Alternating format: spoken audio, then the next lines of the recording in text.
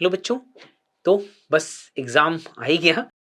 तो आप हमारे इस वीडियो में कोशिश क्या है कि हम कुछ ऐसे क्वेश्चन से आपको रूबरू करा दें, जैसे क्वेश्चंस पुराने कुछ सालों में काफ़ी बार पूछे गए हैं, उस टाइप के क्वेश्चंस, ताकि जब आप एग्ज़ामिनेशन में जाओ, स्क्रीन पे देखो, तो कुछ क्वेश्चन आपको जाने-पहचाने लग जाएँ। उससे होगा क्या? उससे कॉन्फिडेंस आपका ज़बरदस्त बूस्ट अप हो जाएगा। तो जो क्वेश्चंस जाने-पहचाने वो तो आप कर ही दोगे।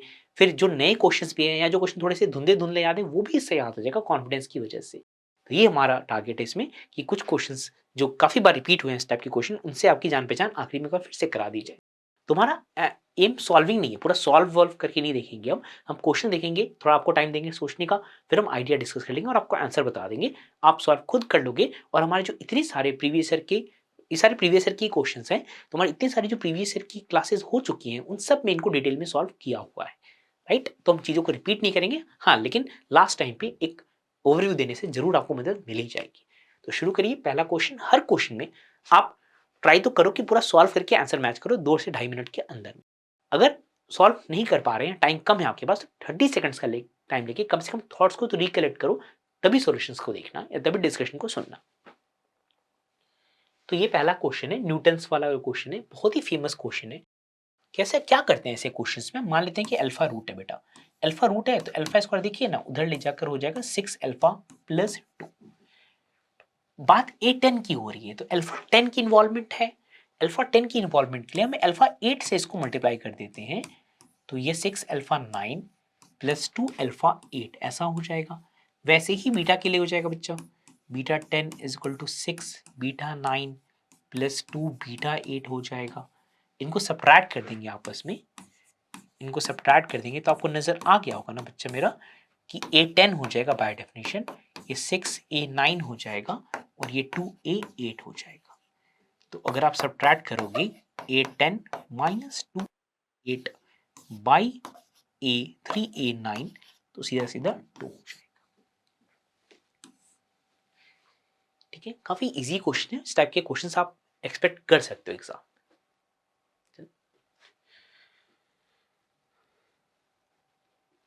अगेन वही, कुछ सेकंड्स रुक के सोचना है, फिर डिस्कशन आपको सुनना है।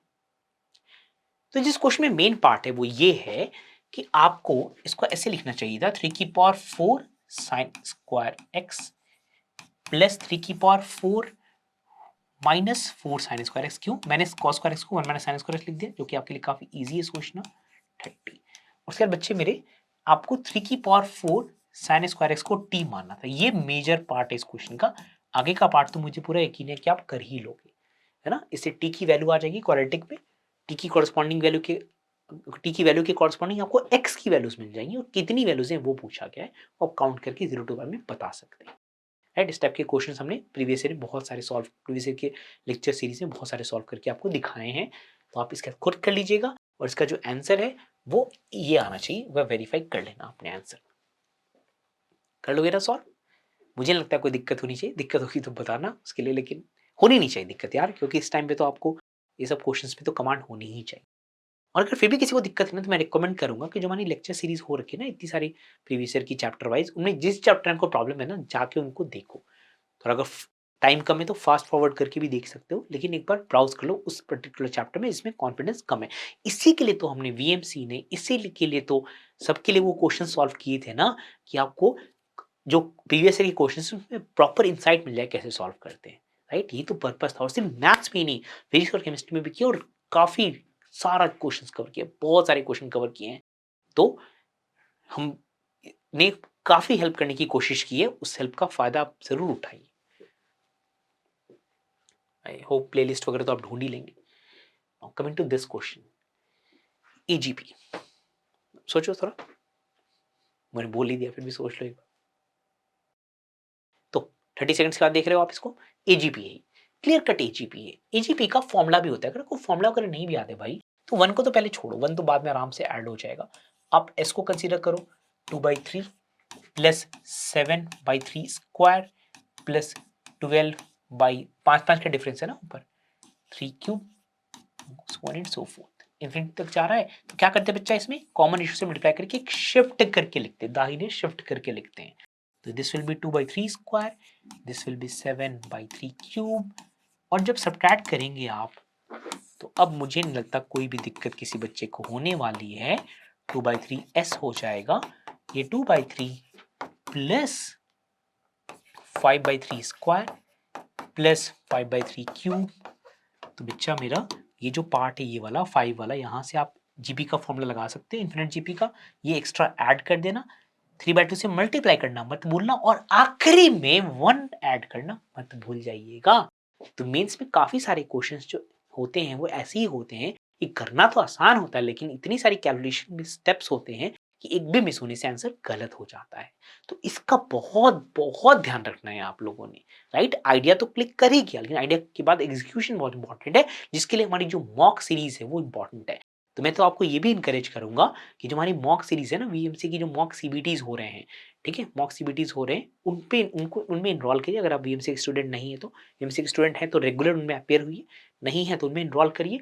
उनमें प्रैक्टिस करने से, एग्जाम प्रॉपर एग्जामिनेशन मोड में प्रैक्टिस करने से बहुत हेल्प मिलेगी आपको, क्योंकि आइडिया आता हुआ क्वेश्चन कन्वर्ट हो रहा है कि ना, वो आप वेरीफाई कर सकते हो वहां से। तो इन्फिनिट ईजीपी का आइडिया था, 1 को छोड़ा बाकी को लिखा, इसमें इसको छोड़ के ये इन्फिनिट जीपी का फॉर्मूला लग जाएगा, ऐड होके 2/3, 3/2 से मल्टीप्लाई करके ऐसा आ जाएगा। लेकिन एस पूरा आंसर नहीं है, हमारा आंसर s+1 है, क्योंकि 1 को छोड़ के हमने पूरा क्वेश्चन देखा। ठीक है, तो इसका आंसर जब आप सॉल्व करेंगे तो डी आ जाना चाहिए, वेरीफाई कर लीजिएगा अपना आंसर।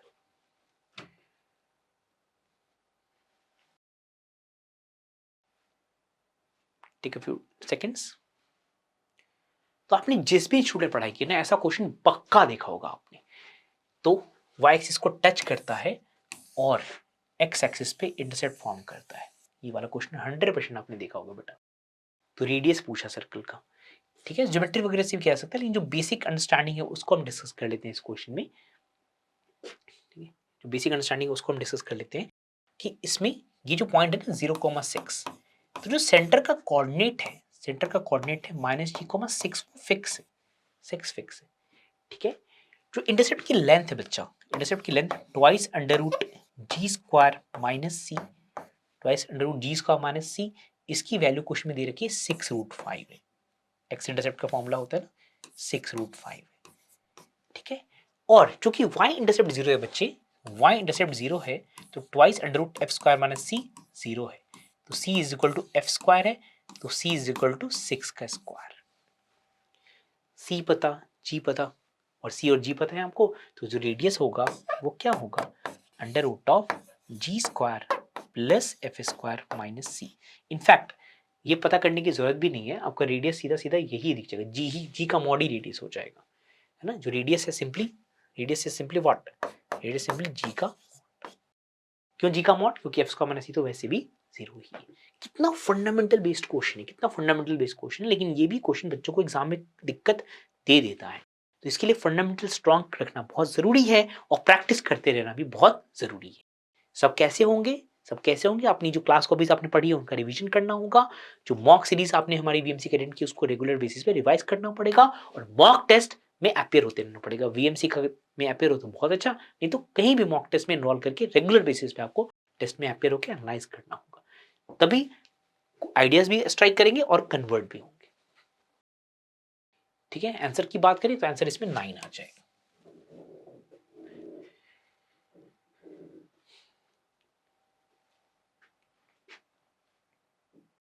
तो क्या मेन आइडिया बच्चा इस क्वेश्चन में, एक पैराबोला का वर्टेक्स है, पैराबोला का फोकस है। देखो टिल्टेड पैराबोला है, तो देखने में लगता है कि भाई साहब आउट ऑफ सिलेबस क्वेश्चन पूछ दिया, सर आपने क्या कर रहे हो, कॉन्फिडेंस डाउन कर रहे हो बच्चों का। नहीं यार नहीं, ध्यान से समझो इस बात को, कि अगर आपको सीधे पैराबोला में, कभी भी ऐसे क्वेश्चन में सीधे पैराबोला में सोचा करो, सीधे पैराबोला में अगर आपको वर्टेक्स दे दिया जाए, आपको फोकस दे दिया जाए, तो डायरेक्ट्रिक्स की इक्वेशन आराम से निकाल सकते हो ना बेटा जी।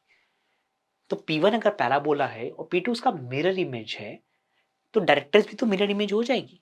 तो अगर आप P1 पैराबोला का डायरेक्ट्रिक्स निकाल सकते हो, तो उसकी मिरर इमेज इस लाइन में ले सकते हो ना। इमेज लेने की फॉर्मूले तो आप सभी इमेज लेने की फॉर्मूले से तो फैमिलियर है ही ना आप लोग।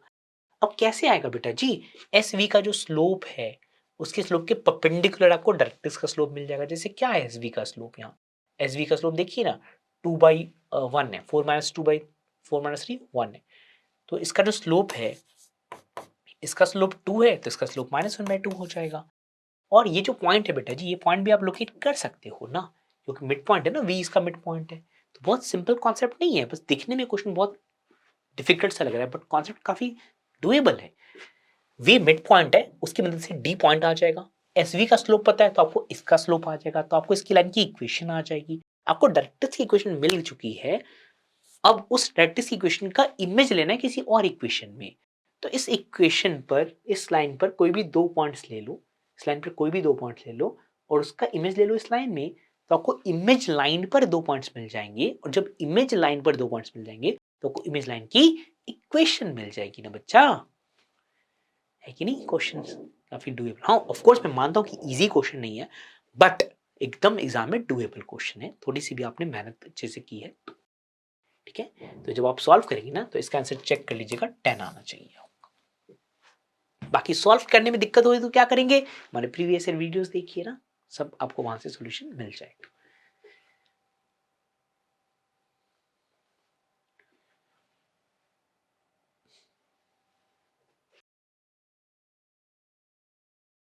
ये क्या कहता है, पहला कहता है कि एक सर्कल के अंदर का पार्ट है ना, समझने वाली बात है कि सर्कल के अंदर का पार्ट है। सर्कल जिसका सेंटर 1 है, सेंटर 1 है, रेडियस √2, सेंटर 1 है, रेडियस √2 है, सर्कल के अंदर का पार्ट है पहला वाला। दूसरा क्या कहता है, real part of 1 minus iota. 1 minus iota, अगर z को x प्लस आयोटा वाई सोचते हो आप, एक रियल पार्ट क्या है इसका, x प्लस 1 है ना, x plus 1 greater than equal to 1, तो मतलब x greater than equal to 0, simple, दाहिना राइट हाफ। और imaginary part z equal to 1, imaginary part मतलब y less than equal to 1। तो भाई इसका इन्फिनिट दिख ही रहा है क्वेश्चन में कि इन्फिनिट एलिमेंट्स है ना, देखो ना इसको ध्यान से देखो आप, इसमें जितने एलिमेंट्स हैं, इधर ये जितने एलिमेंट है सब सेटिस्फाई कर रहे हैं ना, सर्कल के अंदर भी लाई कर रहे हैं, है ना, सर्कल के अंदर भी लाई कर रहे हैं। इमेजिनरी पार्ट 1 से छोटा भी, मतलब काफी सारे पॉइंट, सारे नहीं काफी सारे, इमेजिनरी पार्ट लेस देन 1। तो दोबारा बना देता हूं इसको। तो एक सर्कल है पहले, ठीक है, एक सर्कल है, centre 1, radius 1, y equal to 1 की लाइन है, y इक्वल टू 1 की लाइन, x इक्वल टू 0। तो ये जो पोर्शन है, ये पोर्शन देखो जहां मैं शेड कर रहा हूं, ये पोर्शन ऐसा है ना जहां पहला भी वैलिड है, दूसरा भी वैलिड है और तीसरा भी वैलिड है। तो ऐसे कितनी पॉइंट्स है, इनफिनिट पॉइंट्स है ना, इनफिनिट पॉइंट्स। ये तो मतलब डिस्कशन के दौरान ही हो गया, इसमें तो ऐसा भी नहीं कि आप बाद में सॉल्व करने आंसर मैच करना, डिस्कशन करते करते ही सॉल्व हो गया। बच्चा मेरा ऐसा क्वेश्चन तो सॉल्व करोगे ना आप एग्जाम में। तो ज्योमेट्रिकल पार्ट देखकर काफी लोग घबरा जाते हैं, ऐसा नहीं होना चाहिए, ज्योमेट्रिकल पार्ट से घबराहट नहीं होनी चाहिए, क्योंकि काफी sizable number of question geometrical path के कॉम्प्लेक्स नंबर में आसान ही होते हैं। ये कॉन्फिडेंस तो आपको रखना ही रखना है। और वही हमारी लास्ट वीडियो वाली बात कि 50 नंबर तो आने हैं, लेने नहीं, 50 नंबर तो आने हैं।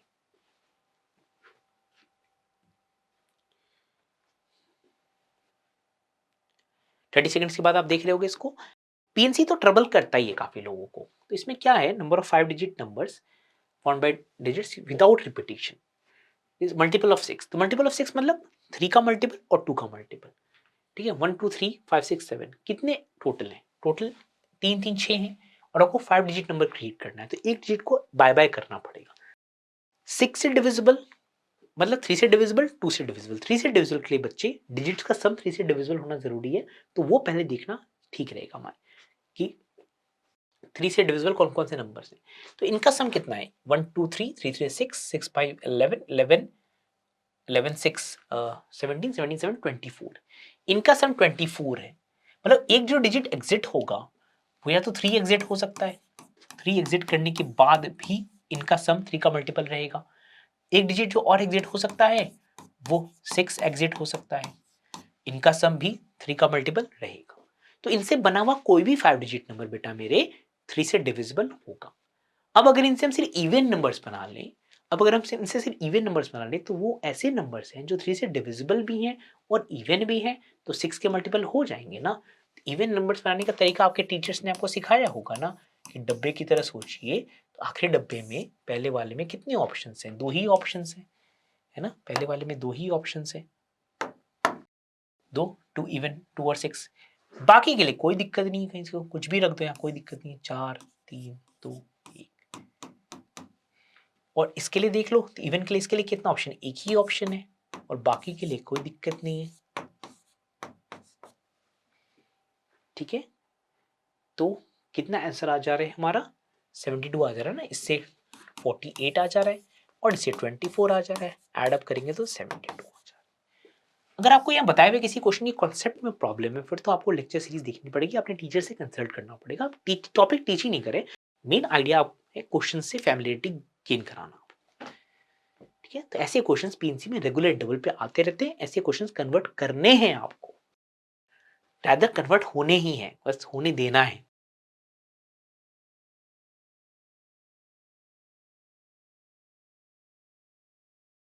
पाइनोवल का टीआर वाला क्वेश्चन काफी फेवरेट है एग्जामिनर्स का।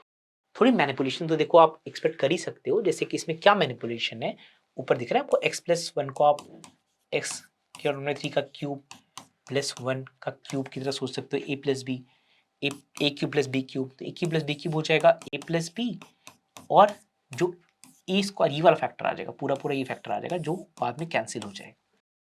और जो दूसरा वाला पार्ट है बेटा, दूसरा वाला पार्ट है x-1 by under root x-1। तो आप ऊपर वाले को देखिए ना, ऊपर वाले को आप √x+1 और √x-1 लिख सकते हैं ना,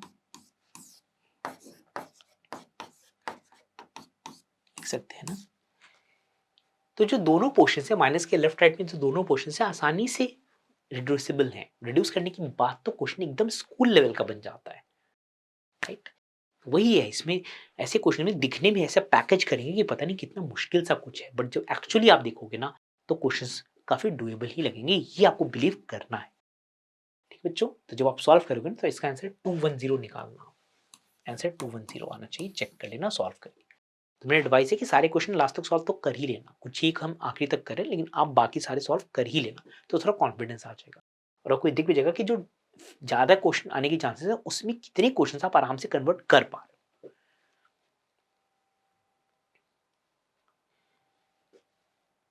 लिमिट्स वाला क्वेश्चन अगेन एक्सपेंशन का बहुत फेवरेट क्वेश्चन एग्जामिनर्स का। क्या करते हैं इसमें, सबको एक्सपैंड कर देते हैं ना बच्चा, सबको एक्सपैंड करते हैं। देखिए बार 4x होता है 1 + 4x 2 तक जिन ले जाते हैं, 16x² / 2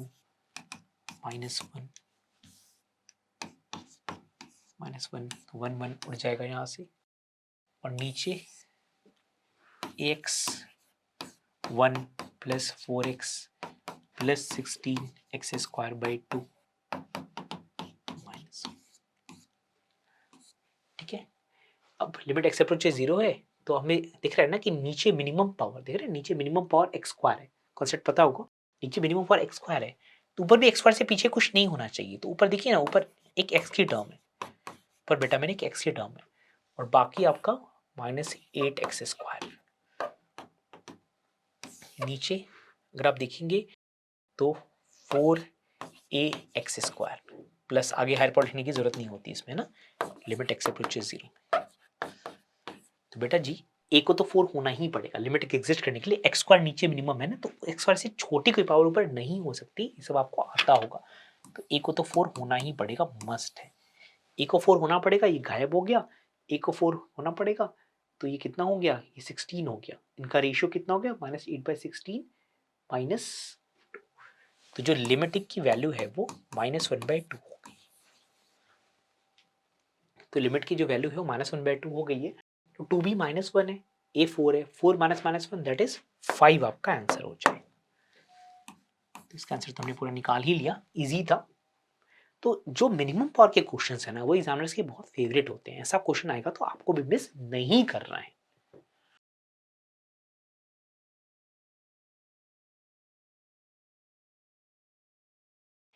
इंक्रीजिंग डिक्रीजिंग, तो फंक्शन इंक्रीजिंग है फिर डिक्रीजिंग है, 3/4 पे साइन चेंज हो रहा है डेरिवेटिव का, तो पक्की बात है कि f'(x = 0 at x = 3/4 तभी ऐसा मुमकिन है ना बच्चा।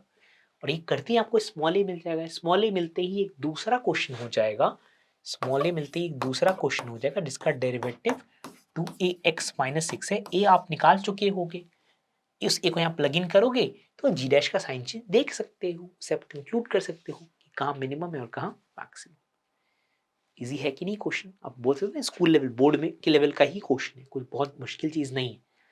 पैकेजिंग देखो ना, इससे दो फंक्शन है, f(x) है, g(x) है, a अननोन है, इनफिनिटी 3/4 है, तो ऐसा दिखने में लगेगा स्क्रीन पे कि भाई साहब क्या है, यही घबराहट ट्रेड ऑफ करनी है, वो बिलीव करना है, नहीं आई कैन डू दिस, मैं इतनी तैयारी करके आऊँ, इतनी सारी मॉक टेस्ट में क्वेश्चंस करके आऊँ, मैं कर लूंगा ना, कर लूंगा, ये बिलीव करना है। बाकी जब आप सॉल्व करेंगे तो इसका आंसर चेक कर लेना, ए आना चाहिए।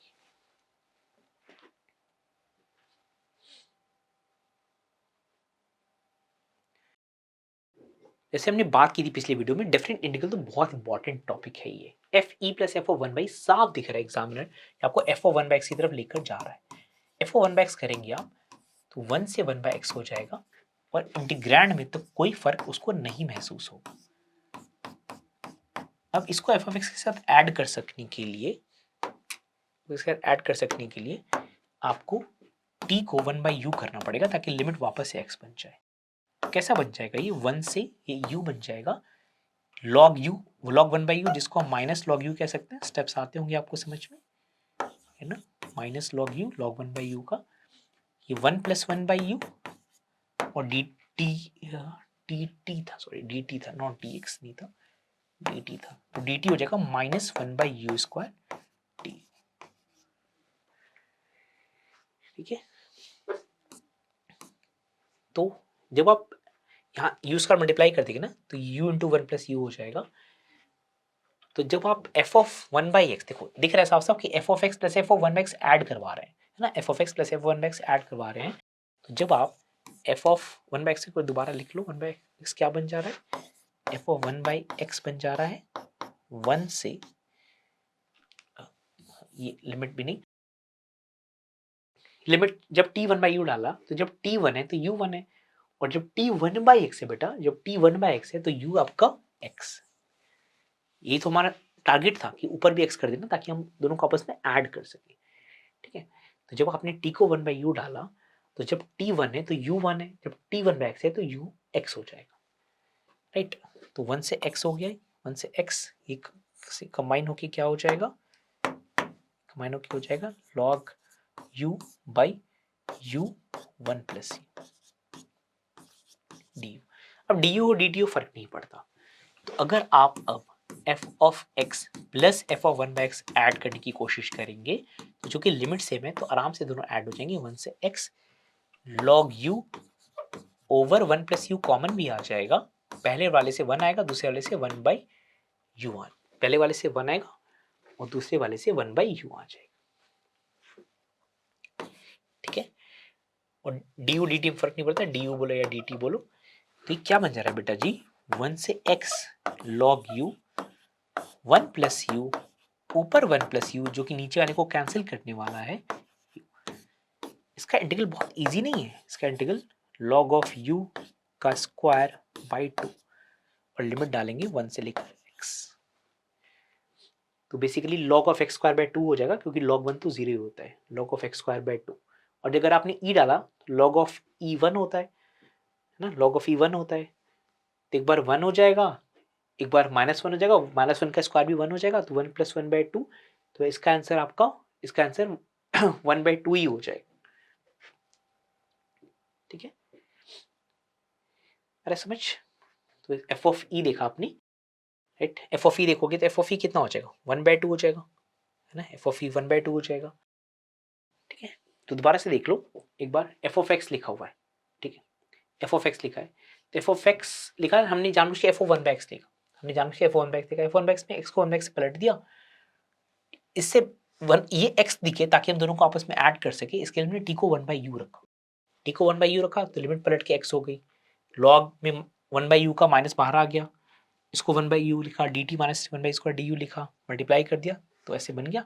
अब दोनों को एफ एक्स ऐड कर दिया, है ना, ऐड कर दिया, अगर हमने ऐड कर दिया बच्चा तो ये ऐसे ऐसे कन्वर्ट करके यहाँ तक आ गया। अब आपको एक्स को सिर्फ ई तो डालना है, आपको एक्स को सिर्फ ई डालना है, डालो ना एक्स को ई डालो, इसको डालोगे बेटा जी तो लॉग ऑफ ई जो कि वन होता है, वन का स्क्वायर वन होता है, वन बाई टू आ जाएगा ना, क्योंकि वन डालने पर तो ये जीरो हो जाएगा, लॉग वन जीरो होता है ना, तो आंसर सीधा कैसे सीधा वन बाई टू हो जाएगा।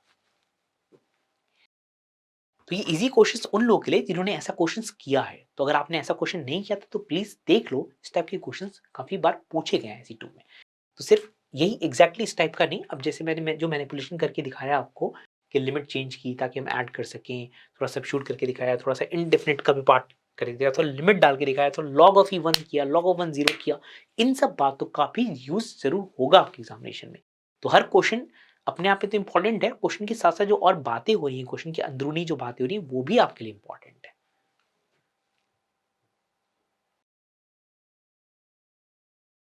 डिफरेंशियल इक्वेशन एकदम स्कोरिंग टॉपिक है बेटा जी, साफ साफ लीनियर डिफरेंशियल इक्वेशन है।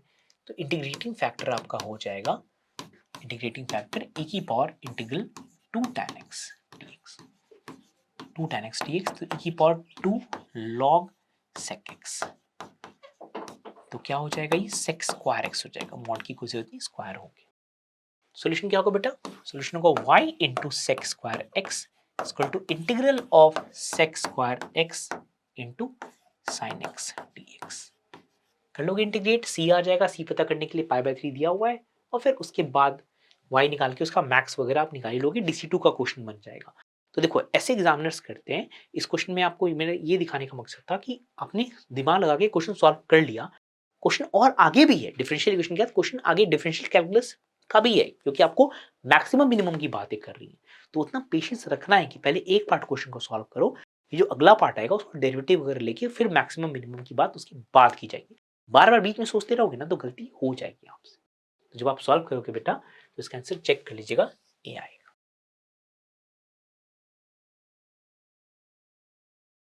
बहुत इजी क्वेश्चन और बहुत बार ऐसा क्वेश्चन पूछा गया है। 30 सेकंड लेने के बाद ही आप देख रहे हो ना इस क्वेश्चन को, तो आपको अच्छे से याद करना है इस चीज को। Modulus a square modulus b square is equal to a cross b modulus square plus a dot b square. बेटा मेरे sine square theta plus cos square theta equal to 1 ही तो लिखा है मैंने। तो this is 4, this is 25, this is 64 and this is being asked. ये हमें पता नहीं है।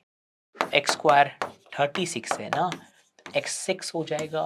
1 मिनट भी नहीं लगेगा क्वेश्चन, 1 मिनट भी नहीं लगेगा। पहली बार भी देखोगे तब भी आएगा, तो मिस मत करना इस क्वेश्चन को, और बहुत बार आया है ऐसा क्वेश्चन।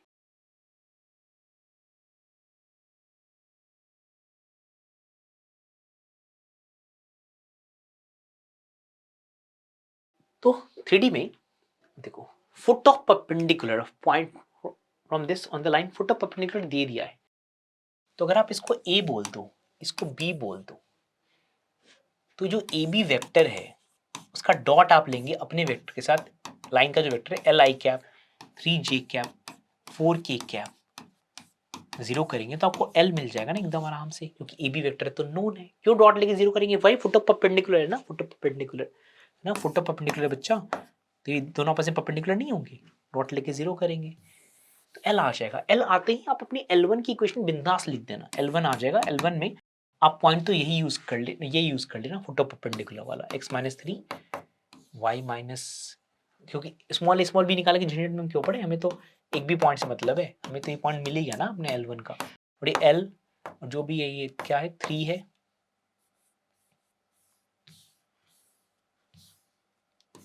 3 है और ये 4 है, मतलब L तो आ चुका होगा, तो आपको L1 पूरा मिल चुका होगा।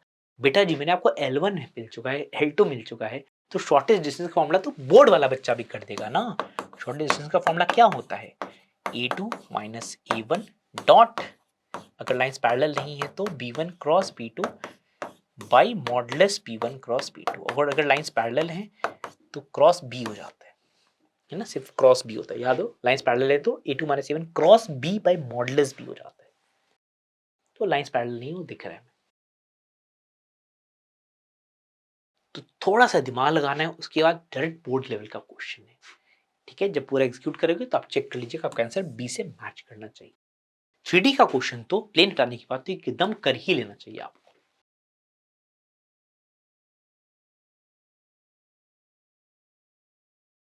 प्रोबेबिलिटी में बेस थ्योरम आने का बहुत ज्यादा चांस है, बेस थ्योरम की बहुत इन्वॉल्वमेंट रहती है। जैसे भी बेस का क्वेश्चन है, एक कार्ड मिसिंग है, तो नॉट ए स्पेड, स्पेड की बात हो रही है, तो आप ऐसे करते हो ना कि पहले ए बी, ये मान लेते हैं कि स्पेड मिसिंग है और नॉट स्पेड मिसिंग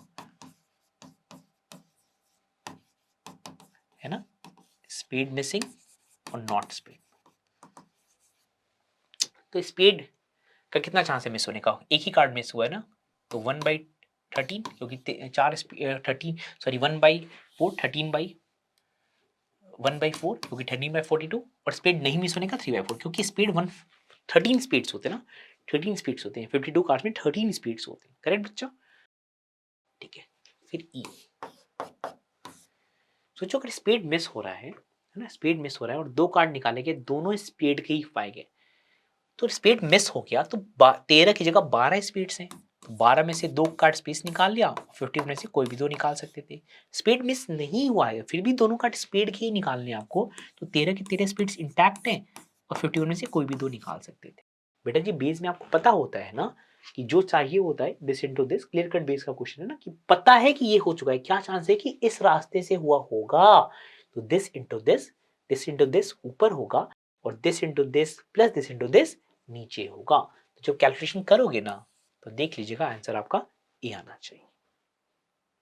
ये भी बोर्ड में, तो बोर्ड में भी आता है, मेंस में भी आता है, एडवांस में आता है, बेस तो बहुत बहुत बहुत इंपॉर्टेंट है। इक्वेशन सॉल्विंग का क्वेश्चन जैसे मैंने आपको बोला बहुत बार, तो इनकंसिस्टेंट मतलब जो मेन डेल्टा है, मेन डेल्टा किससे बनता है याद है ना आप लोग को, इससे बनता है मेन डेल्टा कोफिशिएंट से। तो मेन डेल्टा को पहले तो आपको जीरो करना पड़ेगा, मेन डेल्टा को जीरो करना पड़ेगा। फिर डेल्टा वन हम किसको बोल रहे हैं, हम बोल रहे हैं 10 6 और 5m उसकी जगह आ जाएगा, फर्स्ट कॉलम की जगह, बाकी सारा पुराना कॉपी हो जाएगा। ये भी जीरो होना चाहिए, ठीक है, सॉरी ये नॉन जीरो होना चाहिए, इनका तो ये नॉन जीरो होना चाहिए। तो delta 1 delta 2 any at least any one, कम से कम तीनों नॉन जीरो होना जरूरी नहीं है, इसमें शायद डेल्टा 2 जीरो आ जाता है। तो डेल्टा 1 डेल्टा 2 डेल्टा 3 में से कोई भी एक नॉन जीरो हो जाए और डेल्टा जीरो हो जाए, जो मेन डेल्टा बेटा वो जीरो हो जाए और डेल्टा 1 डेल्टा 2 डेल्टा 3 में से कोई भी एक नॉन जीरो हो जाए, तो काम हो जाएगा, इनकंसिस्टेंट हो जाएंगे, वही आपको चाहिए। और इसमें करेंगे ना तो बी आंसर से मैच कर जाएगा। मेन डेल्टा जीरो करो तो क्या आ जाएगा, और डेल्टा 1 डेल्टा 2 डेल्टा 3 में से किसी एक को नॉन जीरो करोगे तो m नॉट इक्वल टू आपको मिल जाएगा। ठीक है, ये होता है कंसिस्टेंट इनकंसिस्टेंट, जो कि मैंने पहली वीडियो में ही बोला था कि बहुत इंपॉर्टेंट टॉपिक है। तो ये तो मैंने बस टच किया है, आपको अगर टॉपिक में डाउट है थोड़ा सा तो अपने लेक्चर नोट से इसको कंसोलिडेट कर लीजिएगा, आने का बहुत ज्यादा चांस है। ठीक बच्चों, तो उम्मीद है ऐसे क्वेश्चंस आपको एग्जाम में देखने को मिलेंगे और आप एग्जाम में बहुत ही अच्छा करोगे।